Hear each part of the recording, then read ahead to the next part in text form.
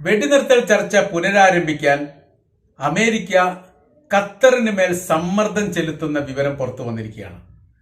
യുദ്ധം ഇങ്ങനെ അനന്തമായി നീണ്ടുപോകുന്നത് വലിയ രീതിയിലുള്ള സംഘർഷാവസ്ഥ ഉണ്ടാവാനും ഇതുവരെ രംഗപ്രവേശനം ചെയ്യാത്ത രാജ്യങ്ങൾ ഫലസ്തീൻ അനുകൂലമായ രീതിയിലോ ഇസ്രായേലിനെതിരായിട്ടോ രംഗപ്രവേശനം ചെയ്യാനുള്ള സാധ്യതയും ഒഴിവാക്കാൻ സാധിക്കുന്നില്ല എന്ന തരത്തിലും രൂക്ഷമായിരിക്കുന്ന യുദ്ധമാണ് ഇപ്പോൾ ഗസയുടെ ഭാഗങ്ങളിൽ നടക്കുന്നത് എന്നതിനാൽ വീണ്ടും ഒരു വെടിനിർത്തലുമായിട്ട് ബന്ധപ്പെട്ട കരാറിന് തയ്യാറെടുക്കണം, അല്ലെങ്കിൽ ആ കാര്യവുമായിട്ട് ബന്ധപ്പെട്ട കാര്യത്തിന് പാലസ്തീന്റെ അതോറിറ്റിയുമായിട്ടോ അല്ലെങ്കിൽ ഹമാസിന്റെ ആളുകളുമായിട്ടോ സംസാരിക്കണം എന്ന തരത്തിലുള്ള അഭിപ്രായം അമേരിക്കയുടെ ഭാഗത്ത് തന്നെ പുറത്തു വന്നിരിക്കുകയാണ്. സമ്മർദ്ദം ചെലുത്തുന്നു എന്നുള്ളതാണ്.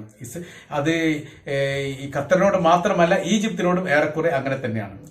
അതുകൊണ്ട് വ്യാഴാഴ്ച ദോഹയിൽ വെടിനിർത്തൽ സംബന്ധമായിരിക്കുന്ന ഒരു ചർച്ച ഉണ്ടാവാനുള്ള സാധ്യതയും ചില മീഡിയകളൊക്കെ ഈ വിഷയവുമായിട്ട് ബന്ധപ്പെട്ട് റിപ്പോർട്ട് ചെയ്യുന്നു. അതിൽ ഹമാസിന്റെ നേതാക്കള്, ഇസ്രായേലിന്റെ നേതാക്കള്, അതുമായി ബന്ധപ്പെട്ട് ഖത്തറിന്റെയും ഈജിപ്തിന്റെയും പ്രതിനിധികളൊക്കെ പങ്കെടുക്കും എന്ന തരത്തിലുള്ള, അല്ലെങ്കിൽ പങ്കെടുപ്പിക്കണം എന്നുള്ള അഭിപ്രായമാണ് അമേരിക്കയെ സംബന്ധിച്ചിടത്തോളം ഉള്ളത്. അവസാനിക്കാത്ത ഒരു യുദ്ധമാണ് ഇപ്പോൾ യഥാർത്ഥത്തിൽ പാലസ്തീനും ഇസ്രായേലും തമ്മിലുള്ളത്. മറ്റുള്ള രാജ്യങ്ങളിലേക്ക് പ്രവേശിക്കുന്ന രീതിയിലേക്ക് കാര്യങ്ങൾ പോയി. അപ്പോൾ നിയന്ത്രിക്കാൻ പറ്റാത്ത സാഹചര്യങ്ങൾ ഉണ്ടാകുന്ന സമയത്ത് മറ്റുള്ള രാജ്യങ്ങളും ഇതിൽ വേണ്ടിയിട്ട് പ്രവർത്തിക്കും. അങ്ങനെ മേഖലയിലെ രൂക്ഷമായിരിക്കുന്ന ഒരു യുദ്ധമായി ഇത് അവസാനിക്കാൻ, അല്ലെങ്കിൽ അങ്ങനെ ഉണ്ടാവാൻ തങ്ങൾക്ക് താല്പര്യമില്ല. അതുകൊണ്ട് വെടിനിർത്തലുമായിട്ട് ബന്ധപ്പെട്ട ഒരു ചർച്ചയ്ക്ക് ആരംഭം കുറിക്കാൻ തങ്ങൾ തയ്യാറാണ് എന്ന തരത്തിലും ഈ വിഷയവുമായിട്ട് ബന്ധപ്പെട്ട് ഖത്തറിന്റെ ഭരണാധികാരികളോടും ഈജിപ്തിന്റെ ഭരണാധികാരികളോടും തങ്ങൾ സംസാരിച്ചിട്ടുണ്ട് എന്നതും ഇതിനോടനുബന്ധിച്ച് പുറത്തു വന്നതാണ്. പക്ഷേ ഈ വിഷയവുമായിട്ട് ബന്ധപ്പെട്ട് ഈജിപ്തിന്റെയോ അല്ലെങ്കിൽ ഖത്തറിന്റെ പ്രതിനിധികൾ ഹമാസുമായിട്ട് സംസാരിച്ചു എന്ന വിവരം പറയുന്നു. എന്നാൽ ഹമാസുമായിട്ട് സംസാരിച്ചതിന്റെ അടിസ്ഥാനത്തിൽ അവർ മുന്നോട്ട് വെച്ചിരിക്കുന്ന നിലപാടിൽ നിന്ന് മാറ്റങ്ങളൊന്നുമില്ല. അതുകൊണ്ട് മാറ്റങ്ങളൊന്നും ഇല്ലാത്തത് കൊണ്ട് അത് ഇസ്രായേൽ അംഗീകരിക്കുമോ എന്ന കാര്യം പറയാൻ വേണ്ടി പറ്റില്ല എന്നുള്ള ഒരു പ്രയാസം ഇപ്പോൾ നിലവിൽ ആരംഭം കുറിക്കുന്ന സമയത്ത് തന്നെ ഉണ്ടായിരിക്കുകയാണ്. പറയുന്ന കാര്യം, ഗസയിൽ നിന്നുള്ള പിന്മാറ്റം അനിവാര്യമായിരിക്കുന്ന കാര്യമാണ്. അവസാനത്തെ ഒരു ഇസ്രായേലി സൈനികനും ഗസയിൽ നിന്ന് പിന്മാറണം, അവിടെ ഉണ്ടാവാൻ വേണ്ടി പാടില്ല.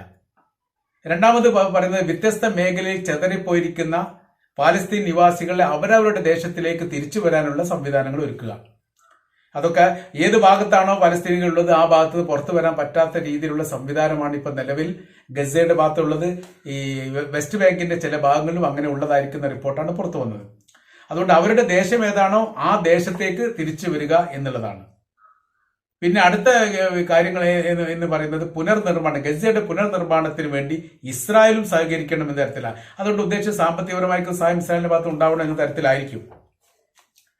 പിന്നീട് ഹമാസിന്റെ ഭരണമാറ്റവുമായിട്ട് ബന്ധപ്പെട്ട കാര്യങ്ങൾ, ഈ ഗസയുടെ ഭാഗത്ത് ആരാണോ ഭരണം നടത്തേണ്ടത് അത് തീരുമാനിക്കാൻ പാലസ്തീനികൾക്കാണ് അതിന്റെ ആധികാരികതയുള്ളത്. അതിൽ ഇടപെടാൻ വേണ്ടി ഇസ്രായേലിന് പാടില്ല എന്ന് തുടങ്ങിയിരിക്കുന്ന മുൻപ് സമയങ്ങളിൽ എന്തൊക്കെ നിർദ്ദേശ കാര്യങ്ങളാണോ മുന്നോട്ട് വെച്ചത് ആ നിർദ്ദേശ കാര്യത്തിൽ നിന്ന് പുറകോട്ട് പോകാൻ വേണ്ടി സാധിക്കുകയില്ല എന്നുള്ള വിവരം ഹമാസിന്റെ ആളുകൾ ഈ ഖത്തറിന്റെ അതോറിറ്റിയോട് പറഞ്ഞതായിരിക്കുന്ന റിപ്പോർട്ട് പുറത്തു വന്നതാണ്. ഔദ്യോഗികപരമായിട്ടല്ലെങ്കിലും ഏറെക്കുറെ ഇങ്ങനെയാണ് എന്നുള്ളതാണ് പരാമർശങ്ങളൊക്കെ കാണാൻ വേണ്ടി സാധിക്കുന്നത്.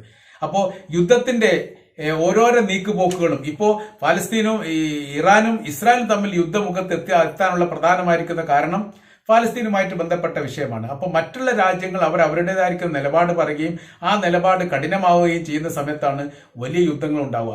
തുർക്കി ഇതുവരെ സംസാരിക്കാത്ത രീതിയിലൊക്കെ പല രീതിയിലും കഠിനമായ രീതിയിൽ തന്നെയാണ് ഇസ്രായേലിനെ വിമർശിച്ചത്. അവരുമായിട്ടുള്ള നയതന്ത്ര ബന്ധം വിച്ഛേദിച്ചിട്ടുണ്ട്.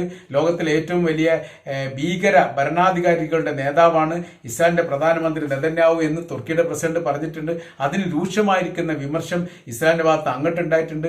അന്താരാഷ്ട്ര മേഖലയിലൊക്കെ അത് വലിയ ചർച്ച ായതുമാണ്. അപ്പോൾ പറയുന്ന കാര്യം എന്ന് പറയുന്നത്, വ്യത്യസ്തമായിരിക്കുന്ന രാജ്യങ്ങൾ ഇസ്രായേലിനെതിരെയും അമേരിക്കക്കെതിരെയും തിരിയുന്ന രീതിയിലുള്ള ഒരു പ്രത്യേക സാഹചര്യത്തിലേക്ക് കാര്യങ്ങൾ എത്തിപ്പോയിരിക്കുന്നു എന്നതിനാൽ ഇതിന് അടിയന്തരപരമായിരിക്കുന്ന ഒരു വെടിനിർത്തൽ ഉണ്ടാവുക എന്നുള്ളതാണ്. അപ്പോൾ മറ്റൊരു വിഷയം കൂടി ഇതിനിടയിൽ പറഞ്ഞിട്ടുണ്ട്. അത് ശാശ്വതമായിരിക്കുന്ന വെടിനിർത്തലിൽ കുറഞ്ഞതായിരിക്കുന്ന ഒന്നുകൊണ്ടും തങ്ങൾ തൃപ്തരല്ല എന്നുള്ളത് ഫലസ്തീന്റെ അതോറിറ്റിയിൽപ്പെട്ട ആൾക്കാർ പറഞ്ഞതായിരിക്കുന്ന റിപ്പോർട്ട് പുറത്തു വന്നതാണ്. അപ്പോൾ താൽക്കാലികപരമായ രീതിയിൽ 15 ദിവസത്തേക്കോ 1 മാസത്തേക്കോ ഉള്ള ഈ യുദ്ധവിരാമത്തിന് അവർ തയ്യാറല്ല. പകരം ശാശ്വതമായിരിക്കുന്ന യുദ്ധവിരാമം അങ്ങനെ ഉണ്ടാകുന്ന സമയത്ത് മാത്രമേ ബന്ദികളെ മോചിപ്പിക്കാൻ സാധിക്കൂ, പലസ്തീൻ ജയിലിൽ കിടക്കുന്ന പലസ്തീനുകളെ മോചിപ്പിക്കാൻ വേണ്ടി സാധിക്കൂ, ഇവിടെ പുനർനിർമ്മാണങ്ങൾ സാധിക്കൂ, ഓരോരോ ദേശത്തിൽ നിന്നും വ്യത്യസ്ത ഭാഗങ്ങളിൽ എത്തപ്പെട്ടവർ അവരുടെ ദേശത്തേക്ക് മടങ്ങി വരാൻ വേണ്ടി സാധിക്കൂ, മരണപ്പെട്ടവരുടെ ലിസ്റ്റ് എടുക്കാൻ വേണ്ടി സാധിക്കൂ. ആരെങ്കിലും മരണപ്പെട്ടവർ ബിൽഡിങ്ങിന്റെ അകത്തോ പൊളിഞ്ഞു കിടക്കുന്ന ഏതെങ്കിലും വീടിന്റെ ഉള്ളിലോ ഉണ്ടെങ്കിൽ അവരെ കണ്ടെത്തണമെങ്കിൽ തന്നെ യുദ്ധവിരാമം അനിവാര്യമായിരിക്കുന്ന കാര്യമാണ്. അപ്പോൾ യുദ്ധവിരാമം എന്ന് വെച്ചാൽ ശാശ്വതമായിരിക്കുന്ന വിരാമം. ഇത് എത്രത്തോളം പ്രായോഗികമാണ് എന്ന കാര്യത്തിലൊക്കെ ഇപ്പൊ തന്നെ അഭിപ്രായ വ്യത്യാസമാണ്. ഏറെക്കുറെ മധ്യസ്ഥ മേഖലയിൽ നിന്ന് ഈ ഖത്തർ മാറി നിന്നിരുന്നു. ഖത്തർ മാറി നിൽക്കാനുള്ള കാര്യം തന്നെ വളരെ രൂക്ഷമായ രീതിയിൽ ഒരിക്കൽ ഇസ്രായേലി ഖത്തറിനെ വിമർശിച്ചതാണ്. അത് ഏറെക്കുറെ ഹമാസിനെ സപ്പോർട്ട് ചെയ്യുന്ന രീതിയിലുള്ള പ്രവർത്തനങ്ങളാണ് ഖത്തർ നടത്തുന്നത്. അത് ഉചിതമായിരിക്കുന്ന കാര്യമല്ല. ഹമാസിന്റെ ഏതൊക്കെ നേതാക്കന്മാർ ഏതൊക്കെ പ്രദേശത്താണ് ഒളിച്ചിരിക്കുന്നത് എന്ന് കൃത്യമായ രീതിയിൽ അറിയുന്ന ലോകത്തിലെ ഏക രാജ്യം ഖത്തറാണ് എന്ന് പോലും ഇസ്രായേൽ എന്ന് പറഞ്ഞിരുന്നു. അതാണ് ഇസ്രായേലിനെ ചൊടിപ്പിച്ചത്. മധ്യസ്ഥശ്രമവുമായിട്ട് ബന്ധപ്പെട്ട കാര്യത്തിൽ തങ്ങളില്ല എന്ന് പറഞ്ഞിരുന്നു. എബ്രോൺ കരാറുമായിട്ടുള്ള കരാർ റദ്ദാക്കുന്നതുമായിട്ട് ബന്ധപ്പെട്ട കാര്യത്തെക്കുറിച്ച് പറഞ്ഞിരുന്നു. ചില മീഡിയകളൊക്കെ റദ്ദാക്കിയിരിക്കുന്നു എന്നും പറഞ്ഞിട്ടുണ്ട്. സൗദി അറേബ്യ നിലപാട് കൃത്യമായ രീതി പറഞ്ഞിട്ടുണ്ട്. പലസ്തീൻ സ്വതന്ത്രമാകുന്നത് വരെ ഇസ്രായേലുമായിട്ടുള്ള യാതൊരു രീതിയിലുള്ള നയതന്ത്ര ബന്ധവും തങ്ങളുടെ ഭാഗത്ത് ഉണ്ടാവില്ല, അബ്രഹാം കരാറുമായിട്ട് തുടരാൻ വേണ്ടി തങ്ങൾക്ക് താല്പര്യമില്ല എന്ന കാര്യങ്ങളൊക്കെ ഈ സൗദി അറേബ്യ പറഞ്ഞിട്ടുണ്ട്. അതോടെ തന്നെ കുവൈറ്റും പറഞ്ഞിട്ടുണ്ട്. UAE ഏറെക്കുറെ അതേ നിലപാടെടുത്തവരാണ്. എന്നാലും ഇപ്പോഴത്തെ പ്രത്യേക സാഹചര്യത്തിൽ യുദ്ധം ഉണ്ടാകുന്ന സമയത്ത് ഈ രീതിക്കൊക്കെ വല്ല മാറ്റങ്ങളും ഉണ്ടാവുമോ എന്നുള്ളതാണ് യഥാർത്ഥത്തിൽ ഇപ്പോൾ എല്ലാവരെയും ഭയപ്പാടുണ്ടാക്കുന്നത്. കാര്യം എന്ന് പറയുന്നത്, യുദ്ധം ആരംഭിച്ചു കഴിഞ്ഞാൽ അമേരിക്കയുടെ സൈനിക താവളങ്ങൾ വ്യത്യസ്തമായിരിക്കുന്ന രാജ്യങ്ങളിലൊക്കെ പ്രവർത്തിക്കുന്നു. അറബ് രാജ്യങ്ങളിലൊക്കെ ഒരുപാട് രാജ്യങ്ങൾ പ്രവർത്തിച്ചിട്ടുണ്ട് അമേരിക്കയുടെ സൈനിക താവളങ്ങൾ. ആ സൈനിക താവളത്തിൽ നിന്ന് ഇസ്രായേലിനെ സഹായിക്കുകയോ ഇസ്രായേലിലേക്ക് വിമാനം പോവുകയോ അവിടെ തിരിച്ചു വരികയോ ചെയ്യുകയാണെങ്കിൽ ഈ രാജ്യങ്ങളുടെ സപ്പോർട്ട് അല്ലെങ്കിൽ അനുവാദം നിർബന്ധമായിട്ടും ആവശ്യമാണ്. അവരത് അനുവാദം നൽകുന്നില്ലെങ്കിൽ പിന്നീട് കയ്യൂക്കോട് കൂടിയിട്ടാണ് അമേരിക്ക ഇതിൽ ഇടപെടുന്നത് എന്നൊരു വിഷയം വരുമ്പോൾ ആ രാജ്യവുമായിട്ടുള്ള നല്ല സൗഹൃദ ബന്ധം തീർച്ചയായിട്ടും അമേരിക്ക തകർക്കാനുള്ള സാധ്യത അല്ല തകർന്നു പോകാനുള്ള സാധ്യത വളരെ കൂടുതലാണ്. അതുകൊണ്ട് ഈ യുദ്ധം ഏത് വഴിയിലൂടെയാണ് യാത്ര ചെയ്യുക എന്ന് ആർക്കും പറയാൻ പറ്റാത്ത സ്ഥിതിവിശേഷമാണ്.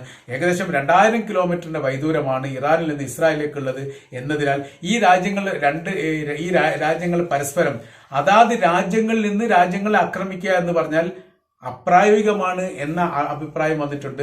അപ്പോൾ അതിനോടനുബന്ധിച്ച് അടുത്ത രാജ്യങ്ങൾ ഇതിന് സഹായം തേടുക എന്ന് വെച്ചാൽ ഇസ്രായേലിന്റെ അതിർത്തി പങ്കിടുന്നത് ഒന്ന് ഈജിപ്താണ്, ഒന്ന് ജോർദാനാണ്, ലെബനാനാണ്, പിന്നീട് സിറിയയാണ്.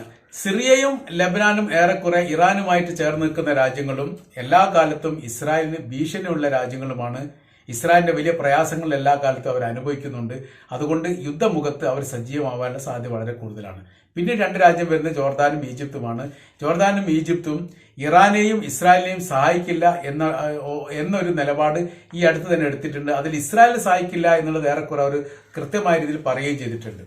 പറയുന്ന കാര്യം തങ്ങളുടെ ഈ ഡ്രോണുകളെയോ അല്ലെങ്കിൽ ഏതെങ്കിലും മിസൈലുകളെയോ നിങ്ങളുടെ രാജ്യത്തു നിന്ന് ആക്രമിക്കുന്ന ഒരു സ്ഥിതിവിശേഷം ഉണ്ടായാൽ നിങ്ങളെ ശത്രു രാജ്യമായിട്ട് പരിഗണിച്ചുകൊണ്ട് നിങ്ങളെ ആക്രമിക്കുമെന്ന് ഇസ്രായേലിന്റെ വിദേശകാര്യ വകുപ്പിൽ നിന്ന് റിപ്പോർട്ട് വന്നിട്ടുണ്ട് എന്നതിനോടനുബന്ധിച്ച് പ്രതികരിക്കുകയാണ്. തങ്ങൾ ഒരിക്കലും ഇസ്രായേലിനെ സഹായിക്കുന്ന ഒരു നിലപാട് ഈ കാര്യത്തിൽ എടുക്കില്ല എന്നുള്ളത്. അപ്പോൾ ഈ അയൽ രാജ്യങ്ങളുമായിട്ട് അല്ലെങ്കിൽ അയൽ രാജ്യങ്ങളുടെ സഹകരണം ഈ യുദ്ധത്തിൽ വളരെ അനിവാര്യമായിരിക്കുന്ന കാര്യമാണ്.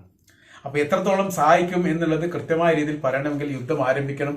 യുദ്ധ മുഹൂർത്ത ഘട്ടമാകുന്ന സമയത്താണ് ഓരോരോ രാജ്യത്തിന്റെ നിലപാടുകൾ കൃത്യമായിട്ട് പറയുക.